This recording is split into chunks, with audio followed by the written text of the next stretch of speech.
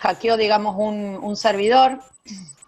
De ahí, de ese hackeo de ese servidor, obtuvo mucha información de personas que residentes en la Argentina. No había una sola persona tenía domicilio, en realidad tenía familiares en Santa Fe, pero la entrega de uno de los bienes comprados con datos de tarjetas robadas era entregado en Santa Fe. Bueno, y ahí tomamos la competencia y bueno, se desarticuló esa organización, y donde además de obtener esos datos ilegítimos de las tarjetas, después procedían a la venta de esos bienes comprados a través de los datos ilegítimos de las tarjetas de crédito, y así tenían un provecho económico. Y esta organización tenía distintos tipos de personas, unos se dedicaban a la compra, otros a la venta, otros a recepcionar las mercaderías.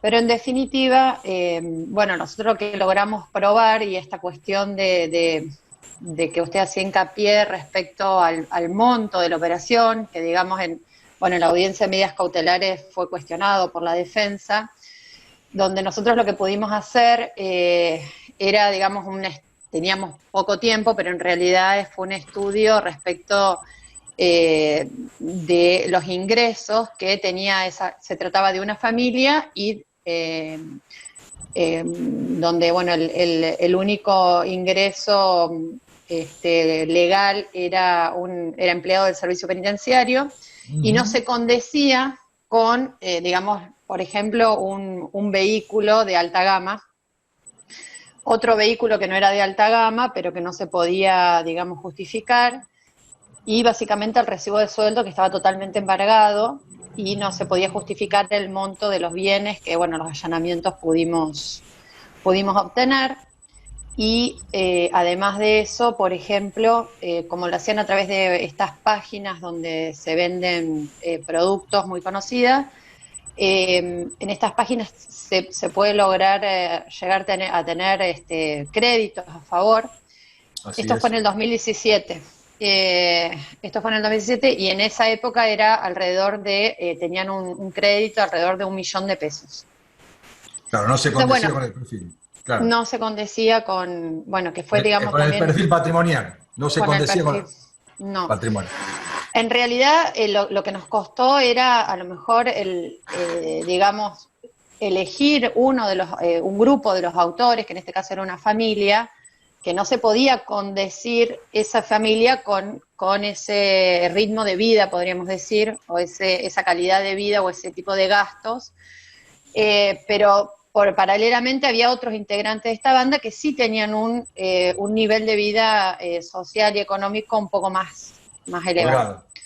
Sí, y se podría justificar, por ejemplo, ese auto, pero bueno, no era el titular esta persona.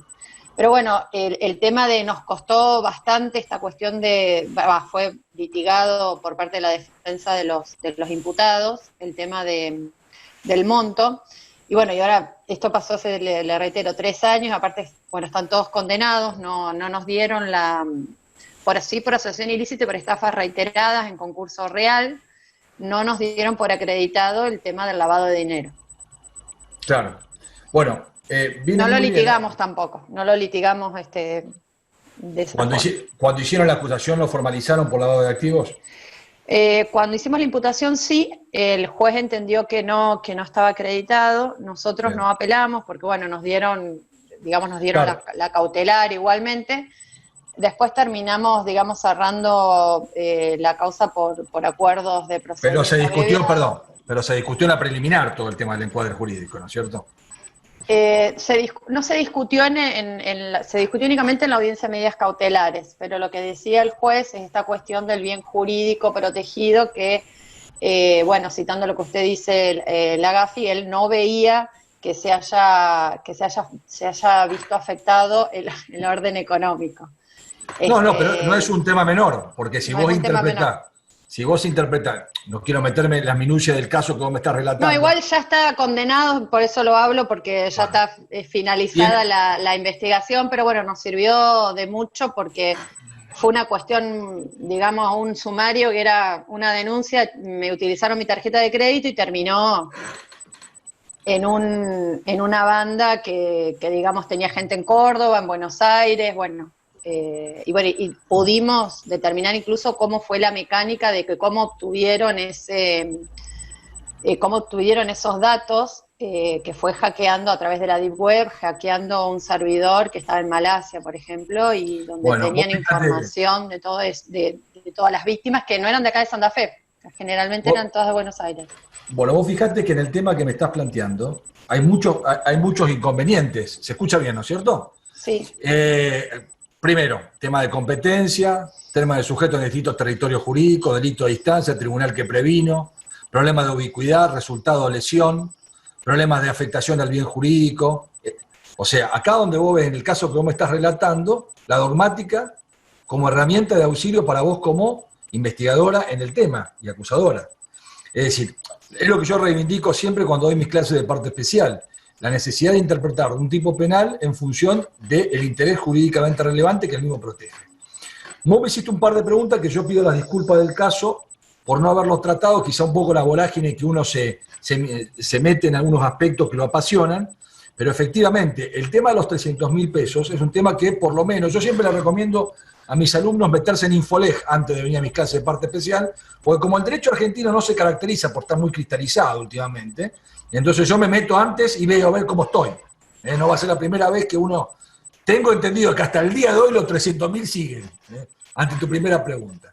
Puedo equivocar, puede fallar, diría Tuzán, ¿no? Puede fallar. De todas maneras, como hay una pregunta sí que yo omití explicarlo y que viene muy bien el interrogante tuyo. ¿Qué pasa cuando estamos hablando de un acto único o varios actos? Bueno, el monto de los 300.000 pesos, como yo te los decía, es un monto que para la doctrina mayoritaria es un elemento del tipo, pero para la jurisprudencia es una condición objetiva de punibilidad. Con lo cual escapa dentro del ámbito, como te decía en la primera parte, del conocimiento del autor. Sin perjuicio de lo cual entiendo, como también dije en la primera parte, de que hay que acreditar, veremos el estadio procesal correspondiente, no se puede exigir la misma solvencia en la acreditación en una audiencia de medida cautelar que la que puede exigir para un juicio de culpabilidad, juicio de certeza. Ahora, sí entiendo que ahí tiene que haber un informe técnico debidamente incorporado en el plenario que acredite que se superó la suma de los 300.000 pesos, que es un tema de pericia y del caso concreto. Ahora, ¿cómo se construye o cómo se considera la operación? Uno puede considerar el hecho como un acto único en términos de relevancia típica, pero conformado por actos materialmente escindibles. Esta es la misma discusión, ¿no es cierto?, que se ve cuando se habla del concepto de acción y de conducta en el primer estadio de la teoría del delito. Vos sabés muy bien de que una conducta puede estar conformada por varios actos, ¿no es cierto?, y ser considerado, como dirían algunos autores, y es entre ellos un comportamiento. Entonces, vos podés tener un solo comportamiento conformado por varias operaciones, pero vinculadas objetiva y subjetivamente entre sí. ¿Qué quiero decir con esto? Que tengan un marco comisivo similar, herramientas para llevarse a cabo también similares, contextos... Había un patrón, acá había un patrón un patrón. El tipo penal dice, bueno, podés considerarlo como un hecho único o como un hecho único pero conformado por varios actos inescindibles entre sí que permiten considerarlo como un hecho único. No sé si me entendés. Acá el tema también está en lo externo y en el dolo de la gente, porque pueden ser que actos que sean parcelables desde el punto de vista material estén dominados por un dolo global, traspolando a la teoría del delito continuado. No sé si me entendés. Es decir, una conducta única. Habría que ver el caso concreto. Si está dominada por una resolución única a partir de ser inscindible materialmente, algunos autores te dicen que debe ser considerado como un hecho único y sobre ese hecho único, lo cual a vos te facilita desde el punto de vista de la construcción de tu teoría del caso, porque generalmente la circulación del dinero con rebotes en distintas jurisdicciones o a través de distintas herramientas financieras hace que el monto se incremente, con lo cual a la suma de 300.000 pesos se da con mayor facilidad. Ese es el criterio mayoritario de la doctrina. Ahora, el problema está, ¿no es cierto?, cuando son comportamientos escindibles en el tiempo, con mecánica comisiva diferente y resueltos en distintos momentos, en cuyo caso ahí podemos tener un concurso real homogéneo. ¿Qué problema? Porque acá vos me estás llevando a la problemática si este delito puede ser perpetrado como delito continuado. Y hay que ver también, o como un acto en concurso real o material. Y esto también hay que analizarlo en el caso concreto. ¿Se entiende el tema? No te puedo dar una respuesta en abstracto, porque la mecánica de la complejidad de la materia hace que hay que evaluarlo en el caso concreto. Por ejemplo, en la famosa mega causa de agente inmobiliario en la cual yo intervino como uno de los defensores. Bueno, el fiscal, más allá de la consideración jurídica del caso, no viene a hacer juicio de valor sobre eso, aparte es un tema en trámite, pero la imputación habla de varios hechos en concurso real de lavado. ¿Se entiende el planteo? Es decir, cada operación de traspaso con sujeto interpuesto, alejando el bien de supuestamente que se materializó el despojo hasta la venta final, era considerado como un acto individual. Porque tenía, y el planteo que hizo la defensa, yo creo que con cierta solvencia jurídica en ese caso, era que era un hecho único. Porque si estaba dominado por una decisión y se hablaba de una banda, ¿no es cierto?, con división de rol y planificación conjunta, si no hay segmentación, es un tema técnico, no quiero confundir. No, pero se comparte la problemática, sí, entiendo. ¿Me entendés lo que te estoy diciendo? Es decir, hay que ver la mecánica comisiva, la cuestión temporespacial y el componente subjetivo que domina la misma. Eso es lo que a vos te va a decir, si estamos. Pero sí puede haber una única conducta escindible en actos distintos, pero que analizados individualmente no alcanzan a configurar un acto de lavado, pero conjugado con el resto sí se pueden considerar como un acto en sí. Porque si vos lo analizás en abstracto e individualmente pueden ser actos neutros, pero conjugado con el resto es un acto con relevancia típica. ¿Se entiende el tema? Sí. Bien, una cuestión antes de entrar en el análisis de las figuras agravadas, de la cual la doctora ya hizo alguna referencia. Me interesa tratar la problemática, recién hicimos mención a una palabra muy interesante, que es el problema de los comportamientos neutrales. Es decir, ¿qué pasa, por ejemplo, con la intervención en este conjunto de actos de parte de profesionales escribanos o eventualmente abogados? El problema de los comportamientos neutrales en el derecho penal, que pueden implicar en el facto una incidencia o la realización de un aporte en la producción del resultado lesivo, debe ser mirado con estrictez. Y acá traigo en auxilio en mi razonamiento la teoría de la prohibición de regreso, que todos sabemos que tiene una validez superlativa para determinar los límites de responsabilidad penal, fundamentalmente cuando estamos hablando de un sujeto partícipe en un hecho criminal, esencialmente que con su conducta supera o no el riesgo jurídicamente aprobado. Para mí la herramienta de la prohibición de regreso es relevante para solucionar la problemática de la conducta de los profesionales que convergen realizando aportes en cualquiera de las maniobras que está contemplada en el tipo penal. ¿Qué pasa, por ejemplo, con la problemática de los escribanos? Y ahí invito a los oyentes, que son muchos por lo que veo, gracias a Dios, que realicen sus aportes. Es decir, ¿qué pasa, por ejemplo, con un escribano que de alguna manera proporciona el know-how o la herramienta técnica para el perfeccionamiento del acto de conversión, de transferencia, de venta? Actúa dentro, por ejemplo, de los límites y de lo que se llama el riesgo jurídicamente aprobado, no vulnerando los límites de tolerancia jurídica, o por el contrario, tiene un deber de evitación frente al resultado lesivo que lo hace eventualmente responsable por una participación por omisión o por comisión por omisión.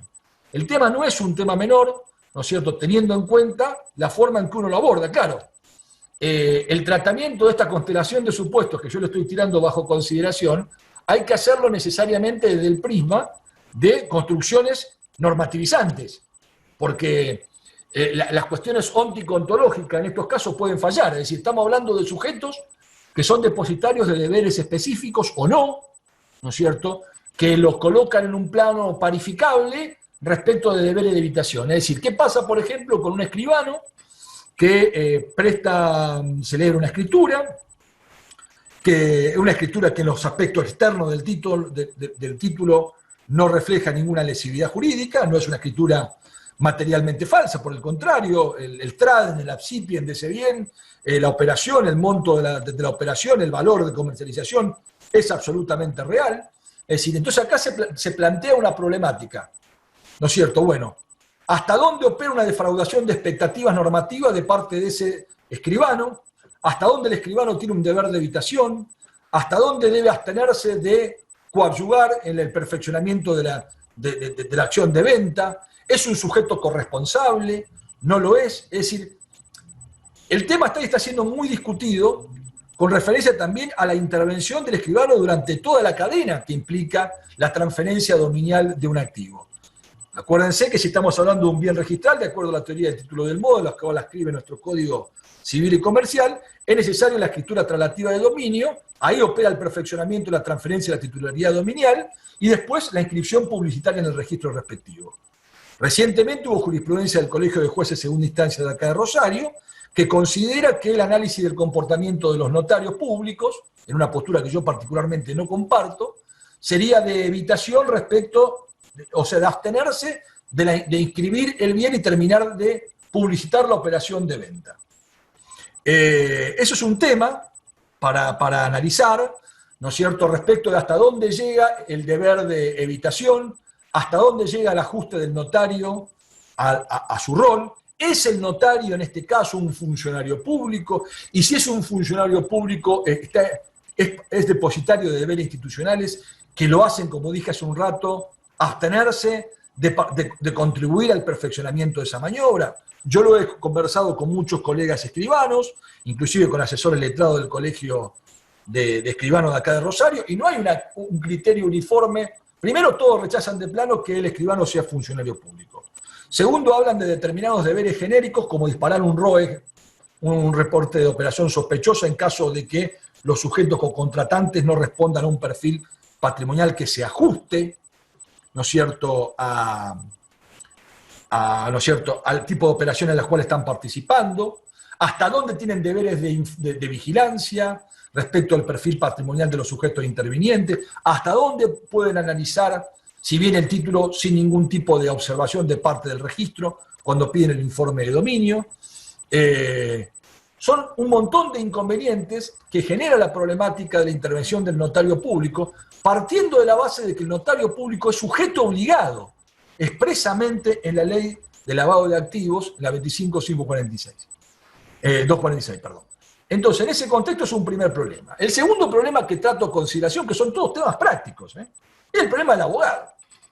¿Qué pasa con el abogado que, con su expertise, ¿no es cierto?, no solamente se limita efectivamente a ejercer la defensa, lo cual está, por supuesto, protegido por las garantías máximas del derecho constitucional argentino, sino que durante el despliegue de la maniobra contribuye, colabora en el armado de la estructura jurídica que favorece la acción del lavado.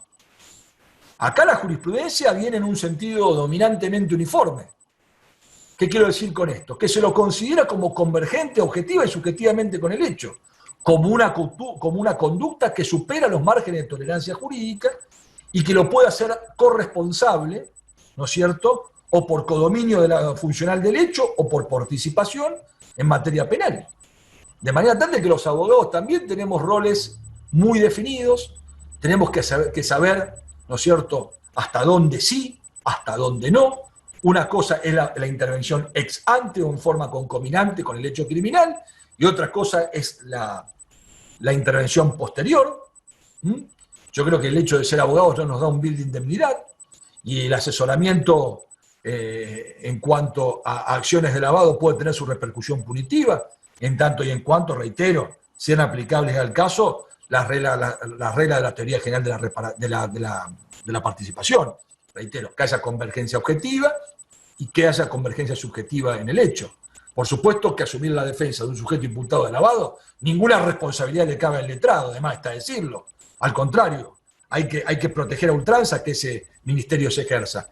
Pero es muy diferente, y así viene admitiéndolo la jurisprudencia, los casos donde el letrado arma, ¿no es cierto?, arma la maniobra, asesora al respecto.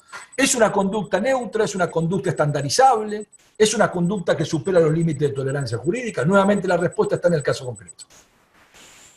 Otro problema que traigo a consideración es el problema de la percepción de honorarios con dinero maculado. ¿Implica una acción de lavado o no implica una acción de lavado? Particularmente entiendo que no, porque la recepción del dinero para el cobro de honorarios independiente no es un acto con idoneidad u apariencia, ¿no es cierto?, para repercutir contra el orden económico y financiero, y además en cuanto a generación de un peligro cierto y real. Otros autores por supuesto sostienen que sí, ¿no es cierto? También es un tema vidrioso sobre el cual las aguas están muy divididas en el plano de la doctrina, ¿no es cierto? Es un acto de lavado por receptación de bienes de origen espurio, la percepción de honorarios con dinero proveniente de un ilícito, en el supuesto de que el letrado conozca la procedencia. Yo entiendo que no. Hay otros abogados y otros fiscales que opinan lo contrario, y de hecho en la jurisdicción nuestra hay gente que está siendo llevada a juicio, eventualmente por circunstancias de este tipo. Nuevamente está el tema en los límites de tolerancia jurídica. Nuevamente está el tema en la defraudación de expectativas. Nuevamente está el tema en el incumplimiento de deberes funcionales. Me parece que ahí está la consideración respecto a la temática que estamos abordando. Muchos temas prácticos, por cierto. Te hago No una sé si consulta. Sí. Jorge. Sí, te Una escucho. consulta. ¿El delito del 303, inciso 1, es independiente de la existencia del delito subyacente? Es decir, ¿se requiere una sentencia No, respecto al delito subyacente? no, como yo te decía, perdón que te interrumpa. Sí, decime. Bueno, no, ¿y qué pasa si después dicen que no hubo delito? Bueno, hay un tema, ahí la doctrina está muy dividida. Al sostener que es un elemento del tipo objetivo, vos decís el hecho precedente que digan que no es delito, me estás diciendo vos. Que se acredite que no es delito. Bueno, ahí te faltaría un elemento del tipo objetivo, me parece a mí. Que cuál es la procedencia de que sea producto de un ilícito previo. Con lo cual la conducta tiene sus proyecciones respecto del cierre del tipo objetivo. Yo no tengo ninguna duda que si el hecho precedente se reputa como no lícito, lo cual es muy diferente, ojo, es muy diferente que el hecho precedente no pueda ser penalizado el sujeto o porque prescribió, o porque hay fuga, o porque hay suspensión de la acción. ¿Se entiende el tema? Así lo viene interpretando la doctrina. Otros autores te dicen no. Minoritariamente, Trota entre ellos, por ejemplo, Dálvora, si mal no recuerdo. No, tiene que haber una declaración de existencia del hecho precedente, su calificación jurídica como tal, la acreditación de la procedencia del mismo del bien ilícito y una declaración de culpabilidad, con fuerza de cosa juzgada. Para la doctrina mayoritaria eso no es necesario, basta acreditar el hecho, acreditar que es típico, antijurídico e independientemente de que haya un reproche final respecto de una persona humana o jurídica por ese hecho. ¿Se entiende la idea? Entonces, desde mi punto de vista, y te cierro tu comentario, me atrevo a afirmarte que la declaración de inexistencia como acto con relevamiento jurídico, como injusto si vos querés, ni siquiera como delito, como injusto, tiene sus proyecciones en términos de atipicidad respecto a la figura que estamos analizando. Me falta un elemento del tipo objetivo, que es un bien proveniente de un ilícito. ¿Se entiende el razonamiento? Bien. Perfecto. Bien. Vamos al artículo 303, inciso 2. Dice, la pena prevista en el inciso primero será aumentada en 1/3 del máximo y en la mitad del mínimo en los siguientes casos. ¿Ustedes están conscientes de que estamos hablando de un delito que tiene de 3 a 10 de pena de prisión? En la figura del primer inciso del artículo 303, más la multa conjunta de 2 a 10 veces el valor de la operación. Ahora le incrementamos el monto de la pena en 1/3 del máximo y del mínimo. Ahí también hay una discusión por una pésima técnica legislativa si el máximo y el mínimo se proyecta respecto a la pena privativa de la libertad o a la pena conjunta también de multa. Y la doctrina mayoritaria opina que en ambas. De todas maneras, yo particularmente interpreto que hay que hacer un criterio reduccionista por la dificultad interpretativa que hay y me vuelco respecto del primer criterio, solamente la pena privativa de la libertad. Dice, cuando el autor realizare el hecho con habitualidad o como miembro de una asociación o banda formado por la comisión continuada de hechos de esta naturaleza, lo que decía la doctora Nusso. Vamos por parte. Primero, ¿qué significa que haga el hecho con habitualidad? Este término habitualidad siempre ha generado dificultades interpretativas y lo encontramos también en la ley penal tributaria que vamos a ver mañana y lo encontramos también en el delito de encubrimiento. ¿Qué significa la habitualidad? Algunos dicen, bueno, la habitualidad es una forma de reiteración de conductas en el tiempo, con lo cual para acreditar el agravante hay que aprobar hay que probar de que el sujeto incurrió en esa conducta en reiteradas oportunidades. Entonces el problema es cuándo habría concurso real o material homogéneo. ¿Se entiende lo que estoy planteando? ¿Cuándo estaría atrapado una reiteración de conductas a través de actos independientes, divorciados unos de otros en el tiempo, ¿no es cierto?, respecto de esta figura? ¿Qué se contesta? El agravante por habitualidad en cuanto al monto de la pena permite aplicar por especialidad los supuestos de concurso, cuando hay proximidad de comportamiento en el tiempo. A mí no me cierra ese razonamiento. Para mí el tema de la habitualidad tiene que ver no con la verificación de una serie de actos en el tiempo, sino con una predisposición logística a delinquir reiteradamente. Es decir, que el sujeto tenga un armado, un entramado organizativo, una preparación, una experticia, una estructura de insumos que refleja una predisposición, sea que para lavar, sea en un solo acto o en varios actos. Para mí el fundamento de la peligrosidad, del incremento de la pena, está en la mayor peligrosidad de la gente por contar con una logística destinada a la comisión del delito de lavado. Si, de nuevo, volvemos al fundamento de la punibilidad y al bien jurídico como elemento correctivo o de interpretación de la figura que estamos analizando. Otro dice no, la habitualidad reclama que se pruebe la reiteración de conductas. Ahora, esas conductas, si son imputables como hechos independientes o ya han sido motivo de juzgamiento, incrementarle el monto de la pena no violenta el non bis in idem en función de lo agravado, si ya lo castigo por el hecho anterior. ¿Cómo determino yo que hay habitualidad? Y si hay habitualidad, ¿por qué no imputar por concurso real o material? ¿Qué contestan? Cuando hay habitualidad y proximidad en el tiempo y logística de armado, se aplica el agravante. Son defectos que tiene nuestro sistema penal que nos obliga a agudizar el ingenio para entender el alcance de cada tipo legal que estamos analizando. Como miembro de una asociación o banda formada para la comisión continuada de hechos de esta naturaleza. Nuevamente el problema. Recuerdo que me tocó intervenir en un caso donde la imputación venía en ese sentido. ¿Cuál fue el planteo de defensa nuestro? Primero, esta norma particular, por regla de especialidad, desplaza la figura del artículo 210 del Código Penal. Es decir, cuando se aplica este agravante no puede haber un concurso, ¿no es cierto?, ideal con la figura del artículo 210, porque hay un desplazamiento por especialidad. No obstante, algunos autores han admitido la concurrencia de ambos agravantes y no la existencia de un concurso, de ambas figuras y no la existencia de un concurso aparente, con sustento en que los bienes jurídicos protegidos son distintos. En uno, ¿cuál es? El orden económico y financiero, y en otro, ¿cuál es?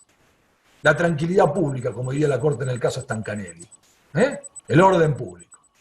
Entonces, con sustento de diferencia de intereses, habría la posibilidad de aplicar el concurso real. Para mí es un problema de concurso aparente, por especialidad se aplica la figura. ¿Qué implica una asociación o banda? Un agrupamiento de 3 o más personas. Si no tendría la expresión comisión continuada de hechos, ¿no es cierto?, parecería que la concurrencia de varios en un hecho criminal ameritaría la aplicación del agravante. Se habla de banda. También tenemos el elemento normativo banda en el robo agravado, y sin embargo banda como elemento agravante del robo no es lo mismo que banda como elemento normativo de la asociación ilícita del artículo 210. Entonces, acá hablamos de asociación o banda como términos equivalentes, un agrupamiento colectivo de 3 o más personas, con criterio de permanencia, con división de tareas, con logística organizativa, con convergencia, con idea de lo colectivo de cada uno de los miembros, por más de que no se conozcan entre sí. ¿No es cierto? Acá hay que probar esa circunstancia. Hay que probar, ¿no es cierto?, la predisposición de un armado para delinquir. Ojo, ese armado para delinquir puede adquirir el ropaje de una sociedad constituida bajo el amparo de alguno de los tipos legales que prevé la Ley General de Sociedades. Anónima, SRL, colectiva, comandita simple, comandita por acciones. En cuyo caso ahí también tendríamos un problema de una sociedad constituida con un objeto ilícito. Pero bueno, esos son problemas para el profesor Silverstein, no para nosotros los penalistas. Pero también es un tema. Cuidado con ver en una sociedad automáticamente una asociación ilícita específica para lavar. Puede darse en tanto y en cuanto se verifique esta predisposición logística y anímica de los miembros para cometer actos de lavado. El inciso B dice, cuando el autor fuere funcionario público que hubiera cometido el hecho en ejercicio u ocasión de sus funciones. Ahí tenemos el tema. Funcionario público, sabemos por el artículo 77 del Código Penal, que se habla de funcionario o empleado público, como un término equivalente, todo aquel que en forma permanente o accidental, por nombramiento de autoridad, por elección popular, ejerce funciones inherentes a la administración pública. Palabras más, palabras menos. Pero no basta simplemente la condición o la calidad de funcionario público, sino que se reclama que la actuación y la intervención en el hecho sea con un abuso funcional. Otra vez, el telos de la ley, el por qué. ¿Por qué se incrementa el monto de la pena en esta figura? Porque el sujeto lesiona dos intereses, el nemine en la dere y los deberes institucionales que tiene como funcionario público. Él es el depositario o el resguardante de la legalidad y decide colisionar contra la misma, violentar el mandato normativo, en cuyo caso hay una doble vejación del derecho. Frente al deber genérico que tenemos todos los ciudadanos de no lesionar el interés del otro, en este caso del Estado, titular del orden económico y financiero, y además, ¿no es cierto?, el deber que tiene él como funcionario y depositario y garante de la preservación de la intangibilidad del derecho. En ese caso, es necesario que opere también abusivamente, que se aproveche. El fundamento, ¿cuál está? Ahí, pero también está en que generalmente él tiene un deber de evitación por la condición de tal. Pero la ley dice, en ocasión y en ejercicio. Es decir, deben ser funciones vinculadas a labores de fiscalización de poder de policía en materia económica. No basta la simple condición de funcionario público. Es necesario revestir la calidad, por eso es un delito especial impropio, revestir la calidad de funcionario público y además converger en el hecho abusándose del rol, de los conocimientos de ese rol, el cual subvierte con su comportamiento. Se le establece una pena de inhabilitación especial de 3 a 10 años. Y dice lo último, y acá está el problema, la misma pena sufrirá el que hubiera actuado en ejercicio de una profesión u oficio que requiere habilitación especial. Bueno, ahí entra a jugar la figura del escribano, del abogado, del contador, es decir, aquellos que tienen un título habilitante que para el ejercicio del mismo se requiere específicamente una autorización del Estado en el ejercicio del poder de policía en materia de actividades profesionales. Por supuesto que, a nivel subjetivo, todas estas figuras reclaman el conocimiento en el momento del despliegue de la acción. Como son figuras agravadas, se nutren en la estructura del tipo penal de los componentes que están descritos en el artículo 303, inciso A, más los agravantes que fundamentan el incremento de la pena. El artículo 303, bastante desprolijo, por cierto, tiene una figura que se le ha conocido como el delito de receptación de dineros con fines de lavado. Algunos lo definen como delito de emprendimiento. La acción, fíjense, la vamos a pasar muy rápidamente, dice, el que recibiere dinero u otros bienes provenientes de un ilícito penal con el fin de hacerlos aplicar en una operación de las previstas en el inciso primero,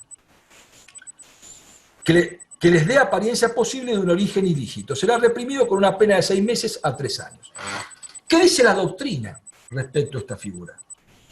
También la incorporación de esta figura ha obedecido un mandato, una recomendación de la GAFI para el derecho argentino, tendiente a castigar una figura de peligro, un comportamiento que en sí mismo implica un peligro abstracto. O sea, un peligro de peligro, lo cual ya nos reconduce a otro análisis o a otra problemática.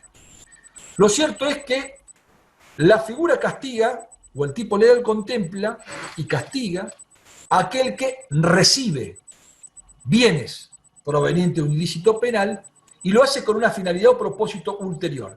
Pero el reproche queda simplemente en la recepción. Se estaría castigando un supuesto de tentativa inacabada de una acción de lavado. Por eso se le dice delito de emprendimiento. Se castiga un acto que en sí mismo es preparatorio, consistente en la recepción. ¿Qué es la recepción? la toma, el control, la aceptación. Sujeto activo, a diferencia de la figura del artículo 303, inciso 1, es un sujeto que no participó en el hecho precedente. La doctrina mayoritaria coincide en afirmar que el sujeto que protagoniza esta figura que estamos analizando es un sujeto que oficia de pontífice o de intermediario con el lavador final. Es decir, aquel que recibe para entregarle a otro que termina introduciendo en el circuito económico el bien maculado. Entonces la acción se consuma con la simple recepción, independientemente de que se alcance o no la finalidad del lavado y que se alcance el estadio consistente en que el bien adquiera apariencia de licitud en el mercado. De manera tal, la acción de delito de peligro abstracto. El despliegue de la acción típica implica la consumación, existiendo una presunción de peligrosidad respecto de este comportamiento, sin necesidad de demostrar la lesividad concreta o el riesgo cierto para el bien jurídico protegido. Nótese que tiene los mismos componentes normativos que establece la figura básica del inciso 1, bienes provenientes de un ilícito penal, recibir dinero, moneda de curso legal, u otros bienes provenientes de un ilícito penal. Y a nivel subjetivo implica el dolo, un dolo directo, en el momento de la recepción, consistente el mismo en el conocimiento de la procedencia írrita del bien que se toma y que se controla, pero dominado por una ultra intención, por una ultra finalidad, es que esos bienes sean utilizados en alguna de las operaciones posteriores. Independientemente de que esa finalidad o ese propósito se alcance, es irrelevante. Estamos hablando de un delito de resultado cortado, de finalidad trascendente, que contiene a nivel subjetivo un elemento subjetivo distinto del dolo, o como diríamos nosotros, un elemento subjetivo del injusto.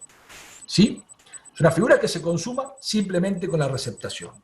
Y tiene una pena baja porque está criminalizando un acto preparatorio de lavado, lo cual refleja un incremento del ámbito de protección del bien jurídico y el castigo de conductas que, si no tuviera esta figura, serían conductas que ni siquiera podrían reputarse como comienzo de ejecución, de acuerdo a la terminología del artículo 42 del Código Penal. Bueno, ahí estoy explicando, recibir implica acuerdo, aceptación del dinero, para aplicarlo, despliegue de la acción, presencia de un elemento subjetivo, figura de peligro abstracto. No hay mucho más que agregar. El tema está en el 304. El inciso 4, el 303 inciso 4, castiga lo que algunos, Córdoba entre ellos, Ledesma, actualizador de Fontán Balestra también, Trota en el mismo sentido, ¿no es cierto? Durré, consideran de que esta figura es la figura básica y que la figura agravada es el inciso 1 del 303. Fíjense que esta figura dice, si el valor de los bienes no superare la suma indicada en el inciso 1, el autor será reprimido con la pena de prisión de 6 meses a 3 años. Colegas, en el derecho argentino hay un lavado mayor y hay un lavado menor. El lavado mayor está alojado en el inciso 1 del artículo 303. El lavado menor, que comprende algunas de las acciones que hemos descrito en el inciso primero, se aplica cuando la condición objetiva de punibilidad, o mejor dicho, el valor de la operación en uno o en varios actos inescindibles entre sí, no supera los 300.000 pesos. De manera tal de que, fíjense la inconsistencia y la reminiscencia de responsabilidad subjetiva que tiene considerar los 300.000 pesos como una condición de punibilidad. Si la operación es de 300.001 o 300.010, nos vamos a una pena con un rango de 3 a 10 años de prisión y 2 a 10 el valor de la operación en multa. Más la posibilidad de los agravantes.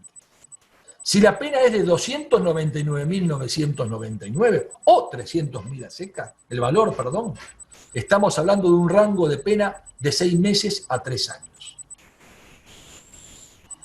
De manera tal de que esta figura, por ejemplo, no tenía su reflejo en la vieja ley 25.246 como una modalidad de encubrimiento.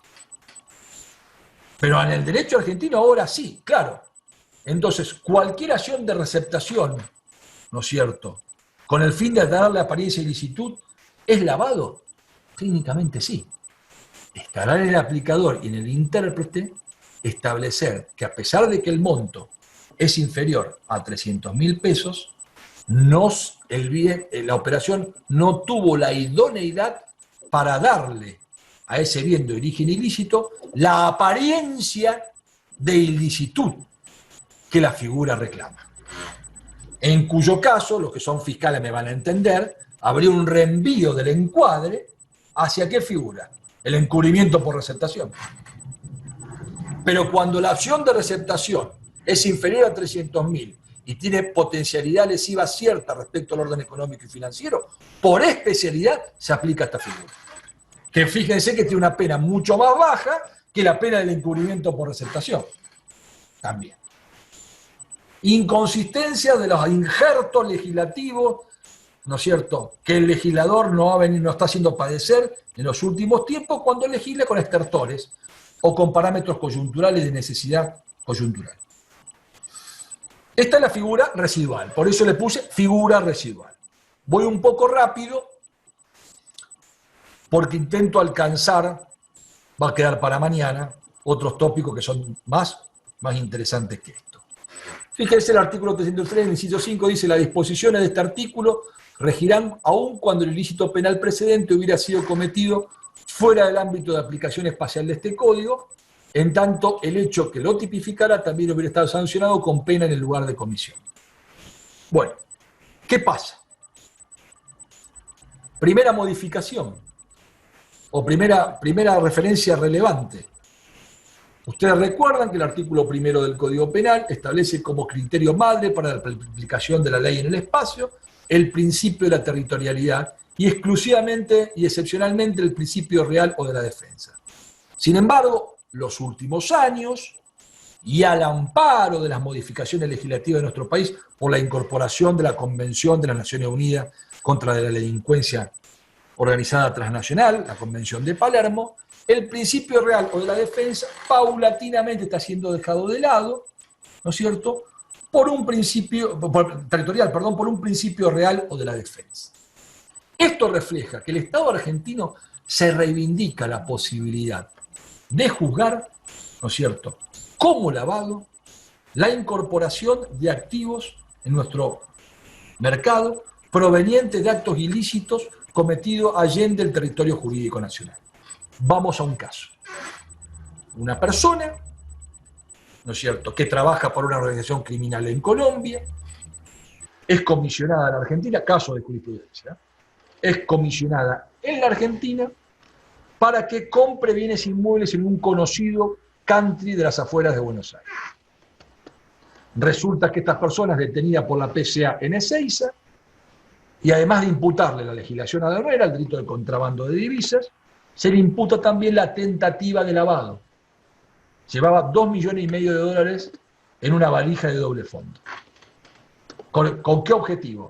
Luego celebró un juicio abreviado y reconoció, con el objetivo de adquirir varias viviendas en un country conocido de las afueras de Buenos Aires, ¿no es cierto?, con el objeto de incorporarlo en el mercado. Y luego comercializarlas a terceros, usando el ropaje de una sociedad dueña de esas viviendas. Bueno, ahí tenemos el claro caso donde, probado que esta persona, o sea, cometía el delito de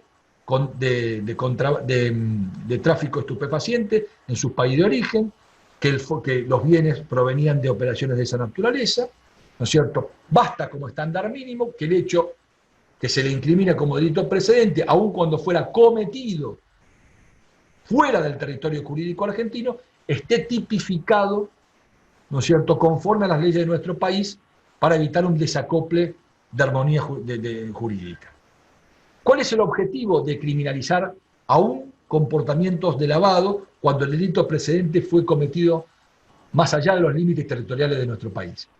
El objetivo es evitar que haya paraísos de persecución penal, lagunas de punibilidad internacional. Entonces esto forma parte de lo que yo le hablé al principio de mi exposición, de la necesidad de unificar la persecución penal en materia de lavado, de coordinar las legislaciones entre los estados que adhieren al GAFI, ¿no es cierto?, y establecer estándares de perseguibilidad ¿no es cierto?, comunes entre los distintos países miembros. Entonces, lo que la ley también trae como novedad es la posibilidad, ¿no es cierto?, de que el lavado sea perseguido en nuestro país cuando el bien proviene de un ilícito cometido en el extranjero. Lo mismo acontece, señores, con la ley con las modificaciones operadas respecto a la legislación anticorrupción en nuestro país y la aceptación del delito de soborno transnacional, por ejemplo, dentro de los delitos contra la administración pública. Implica un cambio de paradigma, implica una internalización y una unificación del derecho penal internacional, ¿no es cierto? Cosa que hasta hace unos 10, 20 años atrás nos parecía una herejía hablar de esto. Y se hablaba de la necesidad de colaboración entre los Estados partes. Pues bien, ahora los Estados partes unifican la legislación. Los Estados partes se preocupan para que no haya colisiones positivas o negativas de perseguibilidad. Los Estados partes se preocupan por crear herramientas que no favorezcan la impunidad y que reduzcan, ¿no es cierto?, el fenómeno del lavado o los bienes maculados y que impidan su utilización en cualquier ámbito de la orden. Tenemos una media hora final, si no terminamos vamos a hacer una introducción. Otra de las grandes novedades que tiene el tipo del artículo 303, que continúa en el artículo 304, para culminar en el artículo 305 con todos los problemas que podemos tratar. Primer tema, incorpora la responsabilidad penal de las personas jurídicas. Seguramente este tema estará trillado, estará repetido a lo largo de la especialización, pero me interesa a mí también analizar algunas problemáticas puntuales que la cuestión trae. Primer tema, un tema de criterio legislativo.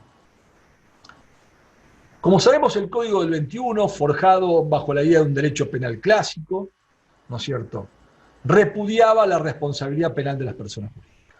Es decir, más allá de la incorporación de esta forma de atribución de responsabilidad en el derecho argentino, por ejemplo, en el Código Aduanero, en el artículo 888, o, por ejemplo, en la Ley de Defensa de la Competencia, en la Ley 19.359 penal cambiaria, en la Ley de Riesgo de Trabajo, en infinidades de disposiciones de derecho penal y de derecho contravencional, pero en leyes complementarias, nunca en el derecho penal argentino, en el Código Penal argentino, más allá de las 900 reformas que padeció, se había incorporado a nivel de tipos penales la responsabilidad penal de las personas jurídicas. Hoy tenemos la Ley 27.401, que creo que la van a dar con el profesor Riquer, que establece criterios distintos muy similares a esto. Pero cuando fue incorporado este artículo, fue una verdadera novedad, ¿no es cierto? Y mereció más de un repudio por parte de juristas que responden a una concepción óptico-ontológica del derecho penal. Recuerdo intercambiamos mucha idea con Daniel Arbeta, porque este tipo de cuestiones a él particularmente le repugnan, sostiene que es una vuelta al derecho medieval, como dice, y empezamos a discutir. Yo creo que los argumentos que él esboza son ciertos y son atendibles. De hecho, yo tengo escrito que no acepto la responsabilidad penal de las personas jurídicas, pero como alguna vez me dijo un profesor en Buenos Aires, mucha la queja académica, pero la realidad indica que vino para quedarse. Por más de que los penalistas de la parte general y la parte especial discutamos asiduamente respecto a la responsabilidad penal de las personas jurídicas, lo cierto es que está en el Código Penal y vino para quedarse y no va a ser derogada jamás. El proyecto del 2006 la contemplaba, el anteproyecto del 2014 lo preveía, y el proyecto Borinsky, Jacobuzzi también lo contempla, ¿no es cierto?, a pesar de que los penalistas de una concepción clásica nos rasgamos la vestidura en contra de la cuestión. Antes de entrar a analizar también hay que ver cuáles son los problemas que trae la responsabilidad penal de las personas jurídicas. Yo les decía que estaba aceptada en el derecho argentino, y la Corte la aceptó también, la aceptó en un viejo pronunciamiento del año 70 llamado de la Rosa Vallejos, donde aceptó la posibilidad de responsabilizar a entes ideales bajo el amparo del régimen penal previsto en el Código Aduanero. Y también lo hizo, por ejemplo, la Cámara Nacional de Casación, en los casos Peugeot-Citroën, en los casos Louisiana, donde admitió expresamente la responsabilidad penal de las personas jurídicas. Es decir, más allá de las consideraciones que se hagan, lo cierto es que la jurisprudencia federal dominante viene aceptando la aplicabilidad de este instituto. Seguramente todos ustedes, cuando vieron la teoría de la conducta y la teoría de la acción, y vieron el problema de la responsabilidad penal de las personas jurídicas, trataron la problemática del voto de Eugenio Zaffaroni en el caso Fly Machine. El obiter o el voto en disidencia de Zaffaroni, ¿no es cierto?, donde él dice que las personas jurídicas no pueden ser responsabilizadas penalmente porque no tienen ni capacidad de acción, ni capacidad de culpabilidad, y la aplicación de una pena a un ente ideal, ¿no es cierto?, vulnera el principio de personalidad de la pena porque proyecta las consecuencias hacia los accionistas o socios inocentes. Además, Zaffaroni dice en Fly Machine, el concepto de hecho del artículo 18 o de acción del artículo 19 está mirado a la persona humana y no a la persona jurídica. Podrían tener responsabilidad administrativa, pero nunca responsabilidad penal. Incapaces de acción, incapaces de culpabilidad, violentan el principio de personalidad de la pena y por ende el principio de culpabilidad. ¿Qué hizo el legislador argentino? Hizo tabla rasa con este razonamiento. Y a pesar de las objeciones constitucionales, muy atendibles por cierto, incorporó definitivamente la responsabilidad penal de las personas. Y lo hizo utilizando un criterio. Fíjense, cuando los hechos delictivos previstos en el artículo precedente hubieran sido realizados en nombre o con la intervención o en beneficio de una persona de existencia ideal, se pondrá a la entidad las siguientes sanciones, conjunta o alternativamente. Vamos por parte. Primera conclusión, un doble sistema de imputación de responsabilidad por lavado de activos. Por un lado a la persona humana, por otro lado a la persona jurídica. ¿Cuándo le imputo a la persona? Primero, ¿a qué personas jurídicas me estoy refiriendo? El término habla de persona de existencia ideal. Nuestro Código Civil y Comercial, 144, 143, si mal no recuerdo, habla de persona humana por un lado y de persona jurídica por el otro. No usa la expresión persona de existencia visible ni persona de existencia ideal. Como elemento normativo del tipo, podemos decir que cuando el legislador habla de persona de existencia ideal, hablamos de persona jurídica, ente ideal, ente ficcional, denominación indistinta. Ahora, fíjense que no habla ni distingue entre persona jurídica pública ni privada.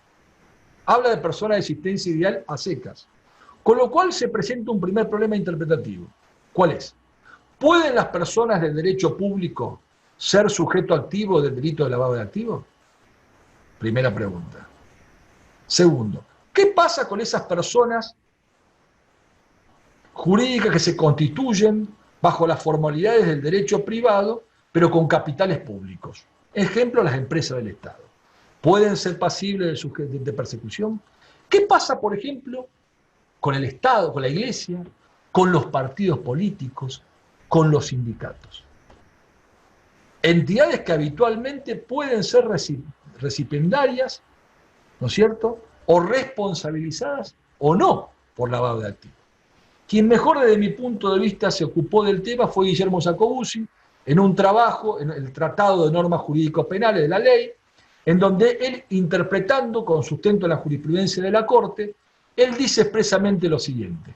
Primero, hay que excluir de plano las personas jurídicas públicas, o sea, el Estado Nacional, provincial, Ciudad Autónoma de Buenos Aires, también, por ejemplo, las entidades autárquicas y autónomas constituidas conforme al derecho público, los organismos, por supuesto, supranacionales, sin ninguna duda, los estados extranjeros, no pueden ser responsabilizados. Sin ninguna, y la Iglesia Católica. ¿Por qué? Porque son personas jurídicas de derecho público.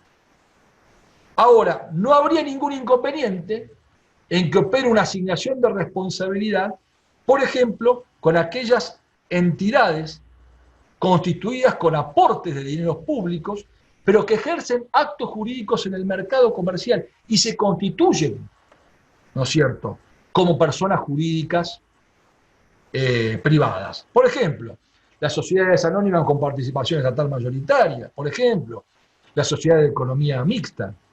Es decir, Las empresas del Estado, no así las entidades estatales, las empresas del Estado podrían de alguna manera constituirse, ser sujeto activo, sin ninguna duda. ¿Y cuál es el fundamento? El fundamento de la no percibibilidad de los sujetos, de las personas jurídicas de derecho público, es la inmunidad o indemnidad del Estado con infracción a sus propias normas. Es un sinsentido dialéctico que yo persiga, dice Jacobussi, persiga a un ente público porque viola la ley que está encargada de resguardarla. En todo caso, hay que perseguir a la persona humana que actúa en nombre de ese ente público. Los entes públicos tienen inmunidad e indemnidad. Esto lo dijo la Corte en un caso Arauz, donde una persona, un abogado de Tucumán, quiso querellar a la municipalidad de esa ciudad porque había ocupado por usurpación un bien de su propiedad. Entonces dice Jacobussi, las personas de derecho público no. Sin ninguna duda las personas de derecho privado. Por ejemplo, las asociaciones, por ejemplo, la simple asociación, por ejemplo, las mutuales, las fundaciones, las iglesias que no son la iglesia católica, las comunidades religiosas, ¿no es cierto? Determinados centros de imputaciones de derechos y obligaciones, por ejemplo, los fideicomisos, los consorcios de propiedad horizontal, pueden ser responsabilizados por el delito de lavado de activos, sin ninguna duda. ¿Y los partidos políticos? Los partidos políticos no están enumerados, pero tienen reconocimiento constitucional. Y la ley de financiamiento de la política contempla determinadas normas respecto a la recepción de fondos destinados a la campaña. Ojo que estoy diciendo que esto también es importante, porque en este momento hay investigaciones respecto de partidos políticos que participaron en actos eleccionarios de hace 3 o 4 años respecto a los fondos que recibieron para el financiamiento de su campaña. Además de la infracción de los delitos electorales, pueden ser responsabilizados por lavado de activos. Y la doctrina mayoritaria admite que sí.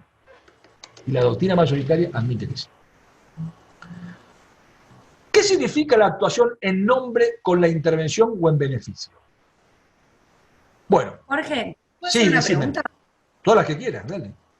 No, mi pregunta es, por ejemplo, los colegios profesionales, que son personas, porque, digamos, no sé, podría haber un caso en donde un colegio profesional o los directivos de ese colegio profesional obtengan fondos de manera ilícita y luego los apliquen en el mercado comprando un inmueble, por ejemplo, por decir un ejemplo cualquiera. Y ahí es una categoría medio confusa.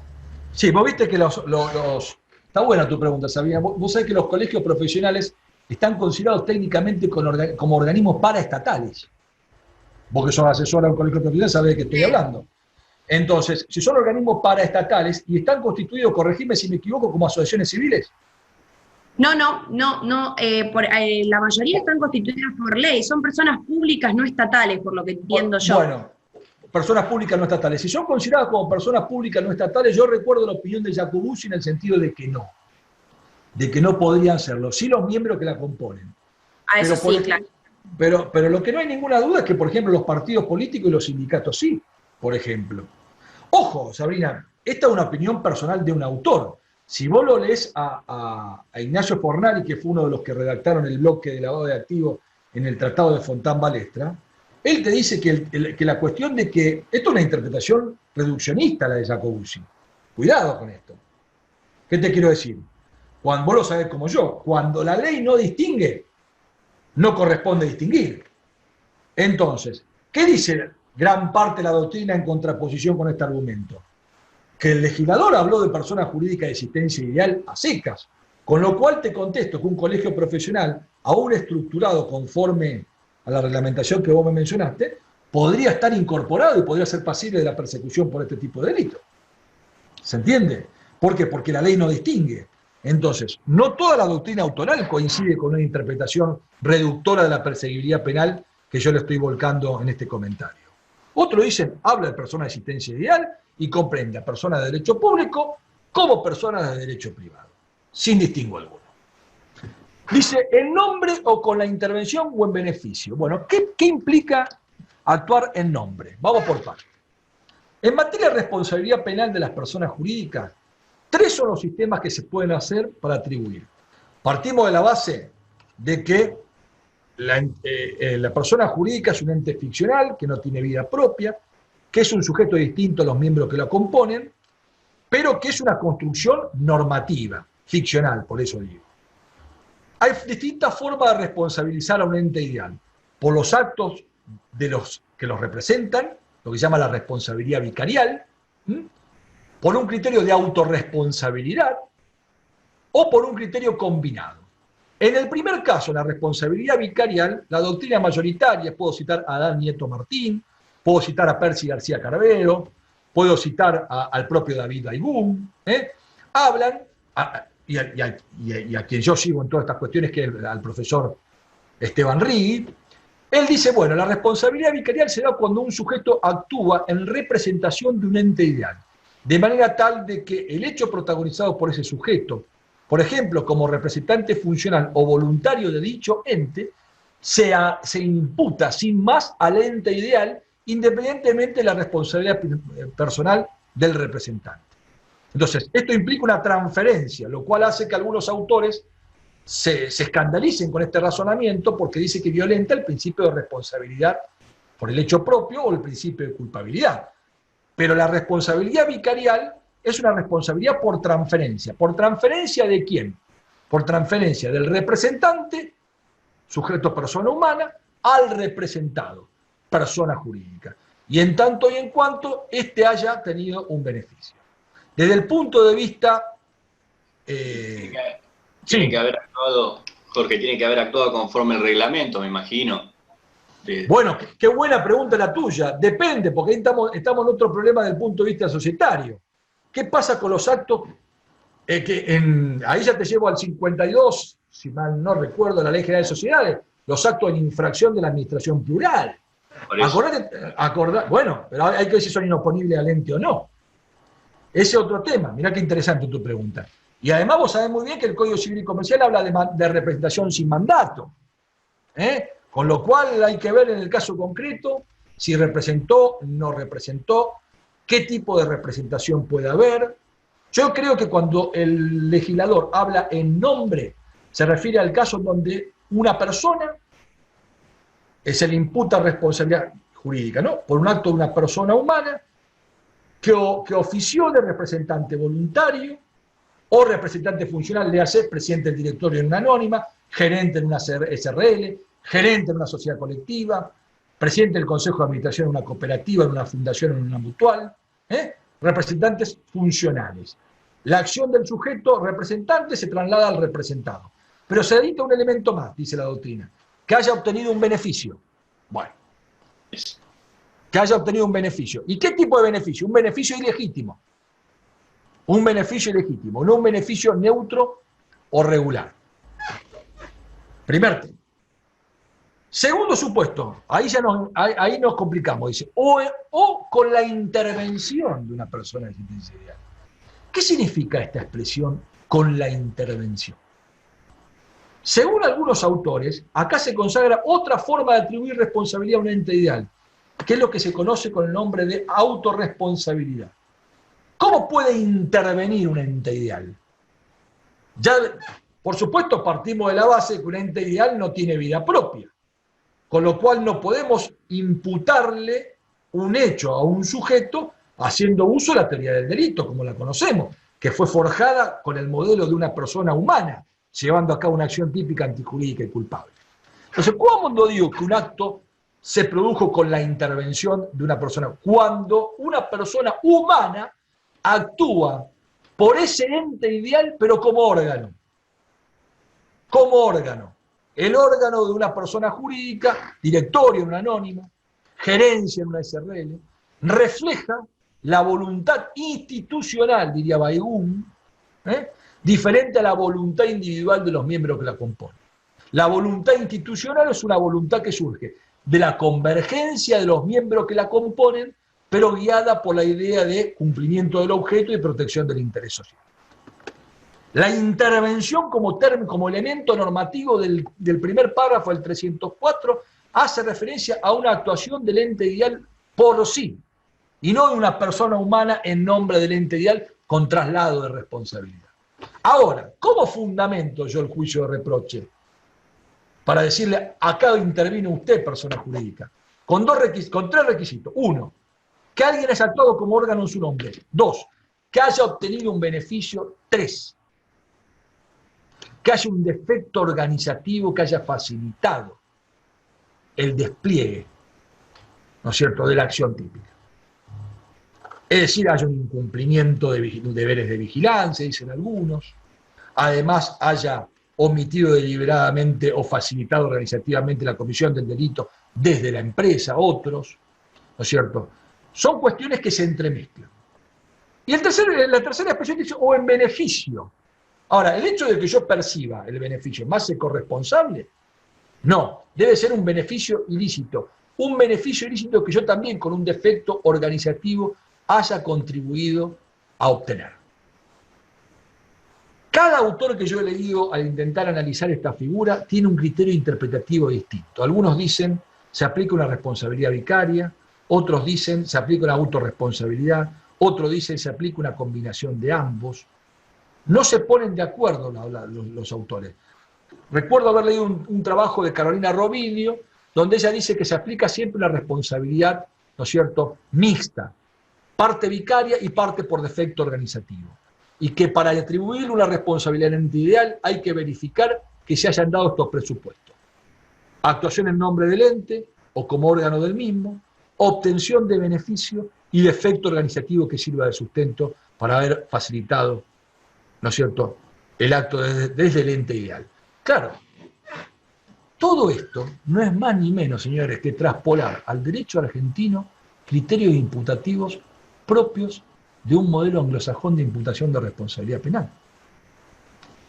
En el derecho anglosajón, la responsabilidad vicarial, la responsabilidad por el hecho ajeno, aún determinadas presunciones de autoría, no escandaliza a nadie. En nuestro modelo continental europeo, forjado a partir del principio de la responsabilidad por el hecho propio y el principio de no trascendencia de la pena o personalidad de la pena, cuando es vulnerado, genera una reacción. Cuando el legislador argentino incorporó estos estándares de imputación, hizo tabla rasa con verdades reveladas que todos los que estamos en esta clase consideramos como incorporadas en el bagaje de nuestros conocimientos. Principio de culpabilidad, abolición de la responsabilidad objetiva, demonización de la trascendencia de la pena a sujetos inocentes. Eso ahora ya no es tal. Entonces, lo que tenemos que hacer los intérpretes frente a una verdad que vino para quedarse, por más de que nos escandalicemos, y por más de que de la academia hagamos discusiones que sirven para el regocijo intelectual de unos pocos, como diría un colega amigo, la discusión de la responsabilidad penal de las personas jurídicas es como discutir el sexo de los ángeles, es un tema bizantino, no le interesa a nadie. Porque por más de que nos escandalicemos y de la academia digamos lo que digamos, ningún juez va a declarar la inconstitucionalidad de la responsabilidad penal de las personas jurídicas, más allá del voto del lado de Zaffaroni, y nosotros el día de mañana tenemos que prepararnos o para imputar a un ente ideal o para defenderlo. Los operadores del sistema tenemos que estar formados en la práctica. Entonces, ¿esto qué nos obliga? A fijar criterios, como se hizo para la teoría del delito, hagamos una teoría de imputación del derecho penal para las penas. En eso está enfrascada la doctrina en la actualidad. Crear una teoría del delito para las personas jurídicas, que tome prestado algunos institutos, como la tipicidad, como la antijuricidad, pero que rediseñe el concepto de acción y de culpabilidad, por ejemplo. Y en eso estaba enfrascado el profesor David Baigú, en eso está enfrascado Tiedemann en Alemania cuando habla de la culpabilidad por defecto organizativo. En eso está enfrascado Silva Sánchez cuando habla de un derecho penal de segunda velocidad para los entes ideales, diferente al derecho penal clásico nuclear. Bueno, es una problemática que vino para quedarse. Enfrentémosla. Los operadores del sistema lo tenemos que enfrentar. Entonces, para evitar que se apliquen en el derecho penal estándares propios de otra rama del ordenamiento jurídico, como la teoría general de la reparación, una responsabilidad objetiva, diseñemos los contornos que no pueden ser superados por el poder punitivo del Estado.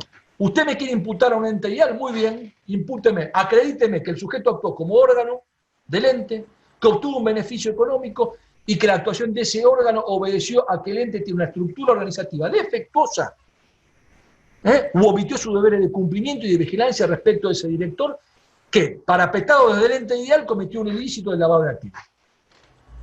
Ese es el criterio que debe guiar toda pauta interpretativa. Sin perjuicio de lo cual, también hay otra discusión que emerge de este primer párrafo del 304. ¿Hay que acreditar como la responsabilidad de la persona humana para implicar responsabilidad del ente ideal? No. Es suficiente que se acredite el hecho de la persona humana, que sea típico y antijurídico, más allá del reproche personal a ese sujeto, para que sin más pueda traspolarse el reproche al ente ideal, acreditándose los presupuestos que yo les di. Actuación como órgano, actuación en representación, beneficio y defecto organizativo. Fíjense que el tema del defecto organizativo no es una cuestión menor. En el último párrafo de este artículo, la idea del defecto organizativo, el legislador la incorpora como elemento a tener en consideración para graduar la pena. Pero la doctrina autoral mayoritaria, con muy buen tino, en posición que yo comparto, dice, ¿por qué no utilizar esas pautas que el legislador nos da en un criterio dinámico para construir con sustento en ella una culpabilidad por defecto organizativo? Fíjense cómo dice el último párrafo del 304, o uno de los últimos, el penúltimo, si mal no veo. Para graduar estas sanciones, los jueces tendrán en cuenta el incumplimiento de regla y procedimiento interno, la omisión de vigilancia sobre la actividad de los autores y partícipes. Y después sigue con otras parámetros muy similares al del 41 del Código Penal. ¿Qué me está diciendo la primera parte del legislador? El defecto organizativo. El defecto organizativo me lo trae el legislador. No es que yo inventé porque me gusta leer los autores alemanes y lo traje acá. No, el defecto organizativo, el legislador me lo plasma la norma positiva. Me dice, tenga en cuenta esta, señor. Usted del ente ideal el ente ideal es responsable porque facilitó que su estructura se ponga al servicio de un acto de lavado, porque su estructura no tiene ningún tipo de control interno, no hay vigilancia, no hay reglas de cumplimiento, no hay manuales operativos, no hay un oficial de compliance, no hay castigo, ¿no es cierto? ¿Qué es lo que viene ahora? Con el profesor Riquer mañana van a ver el problema de la nueva ley de responsabilidad penal de las personas jurídicas. Yo ya sé lo que opina Marcelo de todo esto. Pero si ustedes leen la ley, la 27401, 400, yo no me acuerdo con el número. Bueno, si ustedes leen la ley, van a ver que habla, ¿no es cierto?, de todas estas cuestiones, de la responsabilidad, de la culpabilidad preventiva y de la culpabilidad reactiva. Bueno, esta es la culpabilidad preventiva. Si usted tuvo una organización aceitada, un oficial de cumplimiento, reglas de funcionamiento, auditorías periódicas, rotabilidad de los miembros, un oficial encargado de velar porque los órganos se ajusten a derecho en su funcionamiento, y a pesar de todo eso, un agente del ente incurrió en lavado, ¿por qué responsabilizar a la empresa? Si no tuvo un defecto organizativo. Entonces construyo la culpabilidad con un parámetro distinto, no como un juicio de reproche por no haberse motivado en la norma, sino como un juicio por contar con un defecto organizativo. Porque se analiza la cuestión de un contorno normativo, desde la idea de evitabilidad. Si el ente estaba correctamente organizado, el uso del mismo para lavar dinero era evitable. Entonces, por eso me gusta el concepto de RIG, de acción, de la introducción del elemento de evitabilidad. La evitación de la lesión es lo relevante en el derecho penal, no tanto lo onticontológico. Ustedes me escuchan a mí, yo soy más funcionalista que Iaco, pero es así. Es esencialmente un problema de evitabilidad. ¿El ente podía evitar el resultado? Sí, si estaba correctamente organizado. En ese caso no corresponde imputar responsabilidad. ¿Y cómo construye ese razonamiento? Con una percepción dinámica y un análisis dinámico del artículo 304. De manera tal de que estos son los criterios que hay que ver para extender la responsabilidad. Cuidado, acá hay un deber también para los fiscales. Los fiscales no pueden soslayar cuando acreditan estos elementos la acusación contra el ente ideal, porque cuando llevan a cabo la acción penal estamos hablando de una indivisibilidad subjetiva. Pero el ente penal tiene que tener un reproche autónomo y constituye un centro de interés distinto en el proceso penal. Otro gran problemón. El proceso penal está formado para juzgar persona humana, no para juzgar persona jurídica. Entonces, también tenemos que cambiar la cabeza y abrirnos y representarlo la problemática de un ente ideal siendo llevado a juicio y defendiéndolo. Y les digo algo más. Cuidado con esto de violentar los deberes, los derechos de los entes ideales. La Corte Interamericana de Derechos Humanos, en un precedente llamado Cantus versus Argentina, sobre secciones preliminares, dijo que los entes ideales tienen el mismo elenco de derechos y de garantías que las personas humanas. o sea, aquella que está enumerada en el artículo 8 de la Convención Americana. Entonces, también cuando juzgamos un ente ideal, primero no podemos dejar de traerlo a juicio cuando acreditamos en los extremos, aunque sea con grado de probabilidad. Y cuando lo juzgamos, le tenemos que dar los mismos derechos. Ahora, ¿cómo responsabilizamos un ente ideal? Lógicamente, y con esto termino, uno no lo puede privar de la libertad, no lo puede encerrar. Entonces, la pena que el legislador ha previsto para los entes ideales, ¿no es cierto?, es una pena que tiene una utilidad en términos de prevención general positiva y de prevención general negativa, que es la pena de multa. Fíjense, se impondrán obligatoriamente, no podrán, se impondrá, no es facultativo, es imperativo, a la entidad las siguientes sanciones. Multa de 2 a 10 veces el valor de los bienes objeto del delito. Acá hay imprecisión. ¿Cómo determino el valor de los bienes objeto del delito?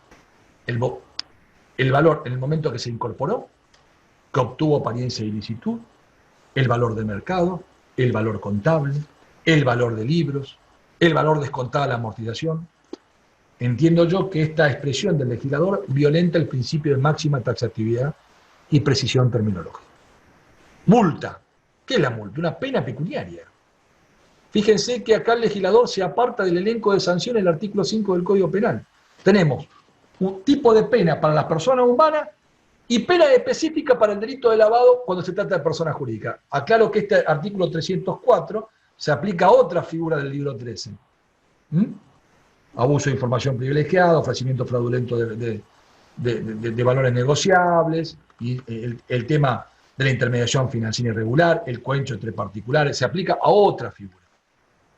Con lo cual esto me vale para el 309, para el 310, para el 311, para el 312.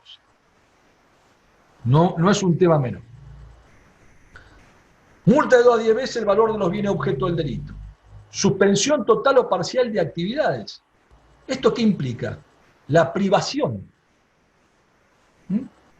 La privación de la imposibilidad de prestar determinadas actividades. Por ejemplo, el cierre de un departamento de negocio de una empresa. Imagínense una empresa con objeto múltiple al cual se le impide, por ejemplo, desarrollar un esquema de negocios, habilitándole el resto.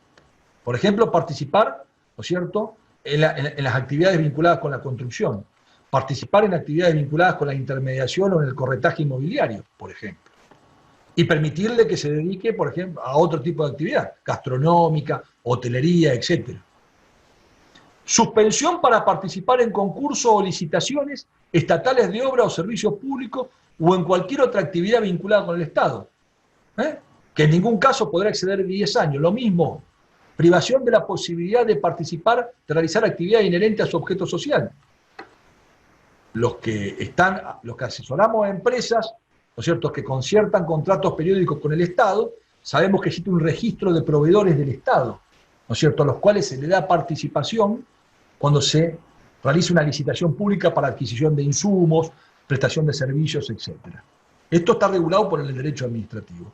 Una de las sanciones puede implicar el destierro respecto de ese registro o la prohibición definitiva de participar por el término de 10 años en cualquier proceso licitatorio destinado a concertar un acuerdo o un contrato con el Estado. 4. Cancelación de la personería. Cuando hubiere sido creada el solo efecto de comisión del delito, o esos actos constituyen la principal actividad de la entidad. ¿A qué me estoy refiriendo? A aquellas sociedades que se constituyen exclusivamente para erigirse de empresas, sellos de goma, o fachadas, ¿no es cierto?, o empresas que no tienen una actividad real, pero sí tienen una actividad jurídica. Es decir, acá claramente es una sociedad constituida en los papeles con objeto lícito, pero que en la realidad, ¿no es cierto?, funciona con un objeto ilícito. Formalmente tiene objeto lícito, en la realidad giran con actividades ilícitas. O se erigen como fachadas, como sujetos interpuestos, como prestanombres para lavar activos. Ahí el juez penal está autorizado a retirarle la personería. El retiro de la personería, para que ustedes entiendan, colegas, lo saben porque todos han estudiado derecho societario, es la muerte, es la extinción del ente ideal. La Ley General de Sociedades contempla un elenco de supuestos de extinción de la persona jurídica. Bueno, vencimiento del plazo, decisión de los socios, acuerdo de los socios para la disolución y liquidación posterior. Ahora, el Código Penal le ha habilitado a un juez penal la posibilidad de decretar la muerte civil de un ente ideal. Fíjense la repercusión que el hecho tiene. El retiro de la personalidad equivaldría en términos de pena a las personas humanas a la pena de muerte. Un juez penal. Cuando uno los conversa estos tópicos con un societalista se escandalizan. ¿Cuál sería el criterio, Jorge, para determinar que el ilícito es el principal, la actividad de la entidad? Cuando tenga una empresa que realiza actividad lícita e ilícita, ¿cuál es el criterio? El criterio se analiza en el facto el tipo de operaciones en que primero si la empresa ha tenido dinamismo jurídico y económico. Eso yo cómo lo compruebo. Análisis de libros, acta de directorio, regularidad de celebraciones de asamblea, presentación periódica de estados contables, pago de los tributos. Primero debo acreditar efectivamente que la empresa funcionó. Y ese funcionamiento implica un doble aspecto, el dinamismo jurídico y el dinamismo económico. Cuando la empresa no tiene vida jurídica y no tiene vida económica, no presenta declaraciones juradas de ganancia, es decir, no compra, no vende, no contrata, no tiene empleado, y asumió, por ejemplo, el rol de adquirente de un bien sin tener fondo lícito que acredite su disponibilidad patrimonial, es claro un sujeto interpuesto. En ese caso el juez estaría autorizado para decretar la extinción de la personalidad. Se lo coloca, se utiliza la forma, se abusa de la forma para erigirla con un sujeto interpuesto y facilitar evitar la trazabilidad del bien. En ese caso, claramente, estamos hablando de una sociedad que tiene un funcionamiento ilícito y por más de que tenga un ropaje conforme a derecho, porque ha sido habilitada por el registro público, no puede funcionar como tal. Sabri, yo no sé si cortamos, ya deben estar agotados, y seguimos mañana. ¿Te parece? Dale, Jorge, si te parece, retomamos mañana con el tema, porque creo que por ahí puede dar para bastante más y Sí, bueno, da para bastante más. al horario. Así que bueno, nos encontramos mañana a las 9 de la mañana. Recuerden que son 2 links distintos. Mañana se los repito en el grupo de WhatsApp, igual se los mandamos por mail, y si no, también pueden ingresar desde el campus a través de la opción videoconferencia de Zoom. Bueno, gracias Jorge por todo y nos vemos mañana. A vos, te mando un beso y saludo a todos y gracias por escucharme. Y mañana empezamos con algunas preguntas si hay alguna duda. Gracias. Hasta luego.